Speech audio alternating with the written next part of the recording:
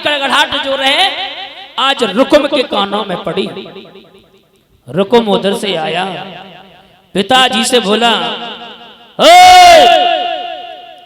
मेरे बूढ़े बाप, हमें एक बात बताओ, आज से पहले अपने राज्य में इतनी खुशी, इतनी आवाज, इतनी चीख कभी नहीं सुनी मैंने, कभी नहीं सुनी। हमें एक बात बताओ, ये जो तालियां बजी थी वो क्यों? एकदम से महाराज भीष्म कहने लगे, बेटा तेरी बहन है रुक्मिणी। बोले हाँ हाँ, वो क्या बीमार हो गई? ना ना ना ना ना ना। बोले तो? बोले उस रुक्मिणी के लिए पर की तलाश थी लाला। फिर क्या हुआ? बोले ये बेटा इसने दुर्योधन बताया।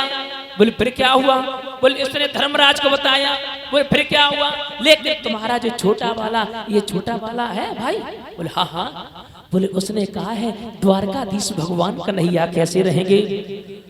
एकदम से रुकुम बोला, मेरे बूढ़े बाप, हमें लगता है तुम बूढ़े हो गए सो हो गए, तुम्हें अकल की घोड़ी बूढ़ी हो चुकी है। सखियों के चीर चुराने वाला, सखियों के दद माखन लूटने वाला, सखियों के साथ नाचने वाला, उसके साथ में मैं अपनी बहन की शादी नहीं, बिल्कुल नहीं करूंगा, बिल्कुल। अगर शादी वो होगी ना ना ना, बर्ची भाले इत्यादि खून की नलियां बहेंगी, लेकिन उस माखन चोर के साथ में मैं अपनी बहन की शादी नहीं कर सकता।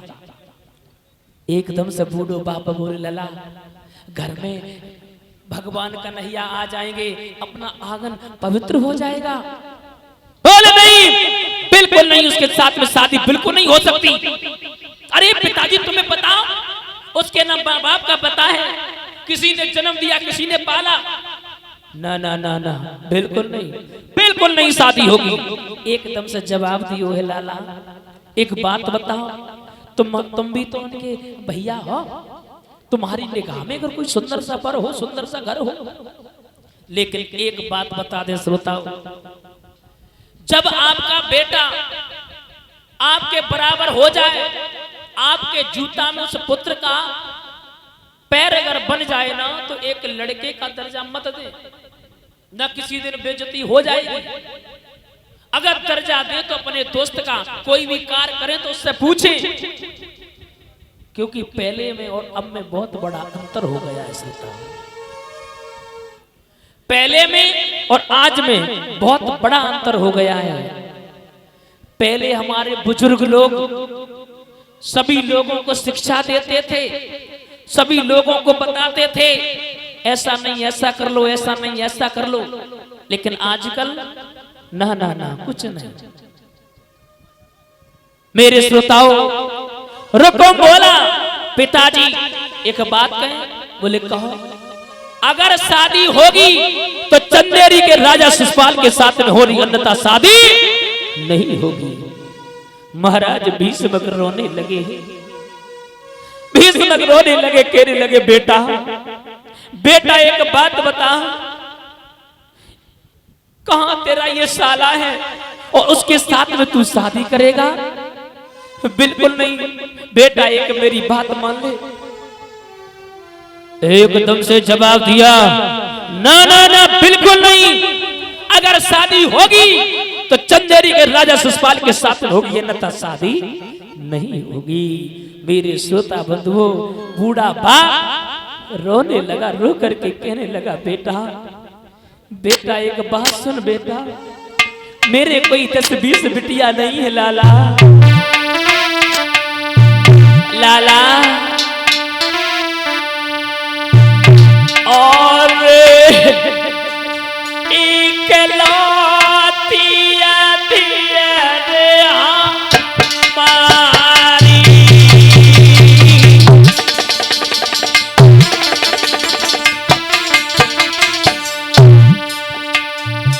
जवाब दिया, लाला लाला मेरे कोई 10-20 बिटिया नाए हैं,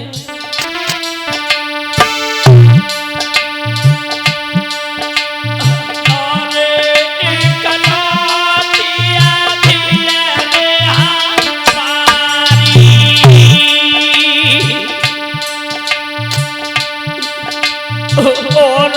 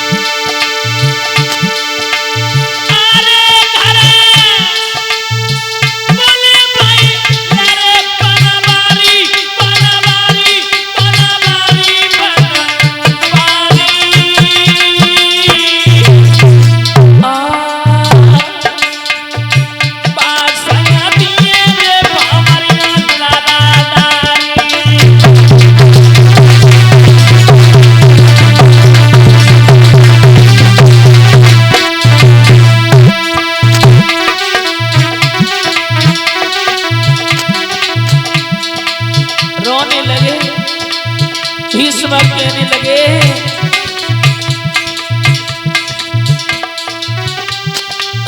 राजा रोई रोई जाओ पिलखाई भारी मुसीबत तन पे डाली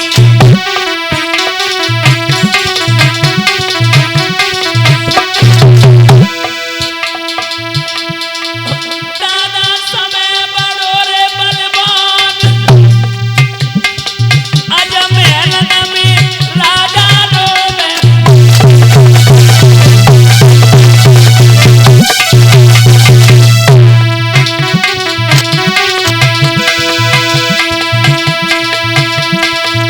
ज्यादा समय परे के रंग अरे कब हुआ बिटिया बाप के संग में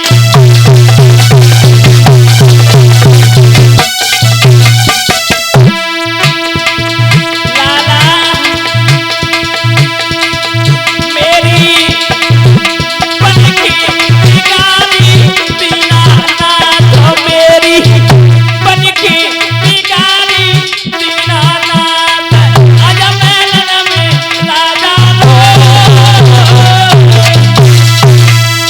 आज महाराज महलों में भीष्म रोने लगे कहने लगे जवाब दिया लाला मेरी बात मान ले और शादी उसके साथ में बिल्कुल नहीं।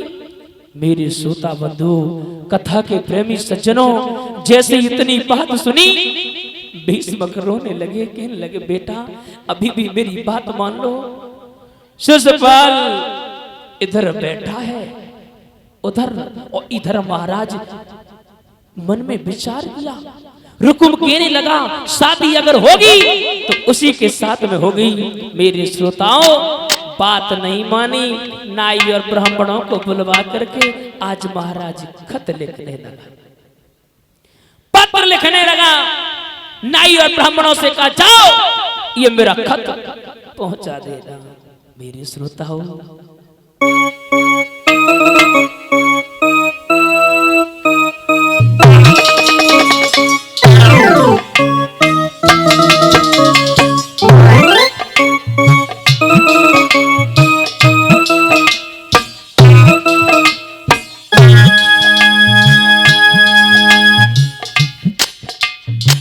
खत लिखा पत्र लिखा एक ही बात लिखी हो चंदेरी खे राजा शिशुपाल बाजी बा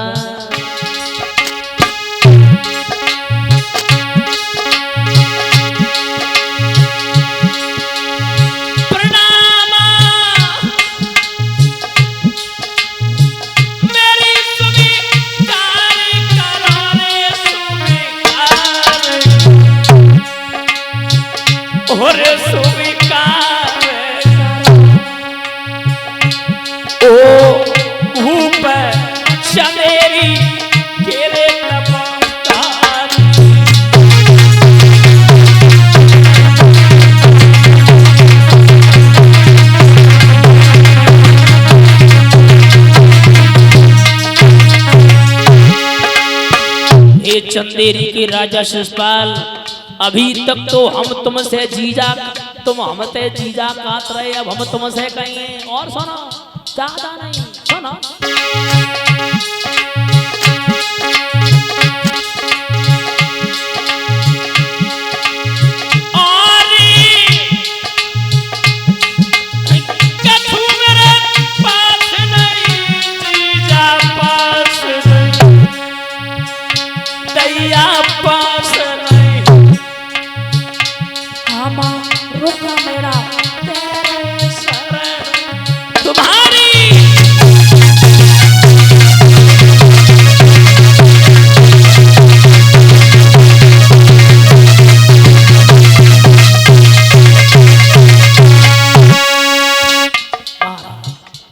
सुनो एक मेरी प्रार्थना है जल्दी से हाँ दूल्हा बन करके जल्दी से आ जाओ सुनो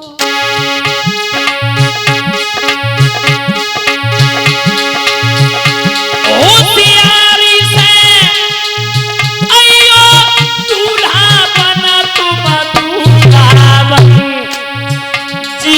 दूलावन हुवन आइए द्वारिका कोरे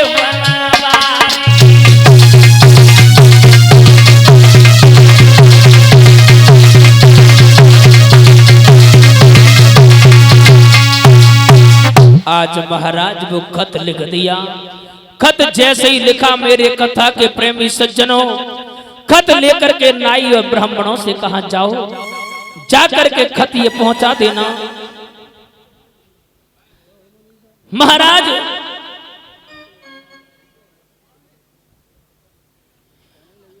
जवाब दिया, तुम चिंता मत करो, हे चंदेरी के रहने वाले शिषपाल, एक बात सुनो, अभी तक हम तुमसे जीजा काट रहे, अब हम तुमसे कहीं मैं अपनी बहन रुक्मिणी की शादी और मतलब हाँ तुम्हारे साथ में करना चाहते। खत में लिख दिया। खत लिखने के बाद में मेरे श्रोताओं आज वो खत भेज दिया। जैसे ही खत भेजा, अब श्रोताओं खत वो जाकर के जैसे ही द्वारपाल पे पहुंचे तो द्वारपाल से कही सुनो, शिषपाल से मेरी भेंट करवा दो, कह दो वो कुंदनपुर से कुछ लोग आए हैं।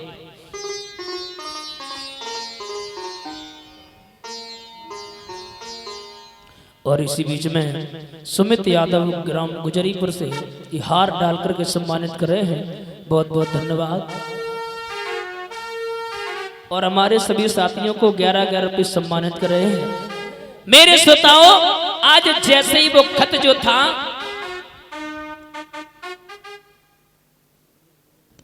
खत जो था महाराज जैसे ही आगे की भेजा और शिषपाल को खबर लगी, मन में विचार किया, शिषपाल से कही तुम्हारी शादी आई। अब माताओं एक बात बता दे, शादी को भू लड़ुआ है, जय मिल गो भू दुखी, हाँ और जय नए मिलो वो और दुखी। जय नए मिलो है वो विचारो मन में विचार करते है, कभी शादी हुए लड़ुआ खाए के लिए मिले, और जब की शादी हो गई बातें पूछो वो मन में विचार करते हुए, जब से हो गई शादी उस तब से हो गई जीवन की।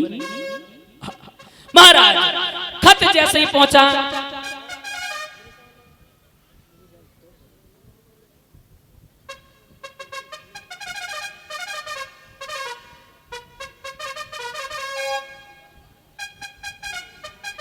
मेरे श्रोताओं मन में विचार किया, अब तो एक ही बात है। जैसे ही खत पढ़ा उसमें लिखा था तुम्हारी शादी और होने वाली रुक्मिणी जो है उसके साथ में होगी। अरे दादा मन में विचार किया,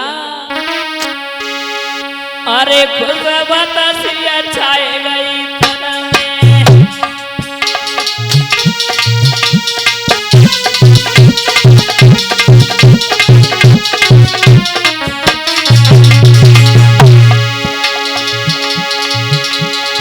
मेरे श्रोताओं, शादी की बात सुनी बाजी बाप, मन में विचार किया रुक्मिणी के साथ में मेरी शादी।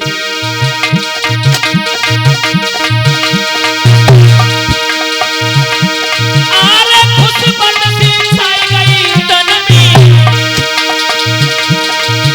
अरे राजा खुशी मनाई रो मन में।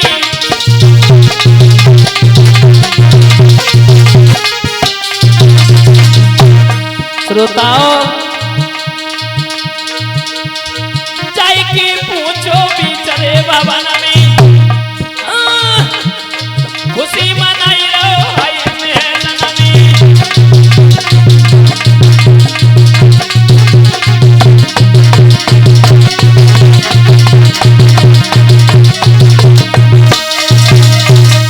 और इसी बीच में मेरे श्रोताओं, इसी बीच में हमारे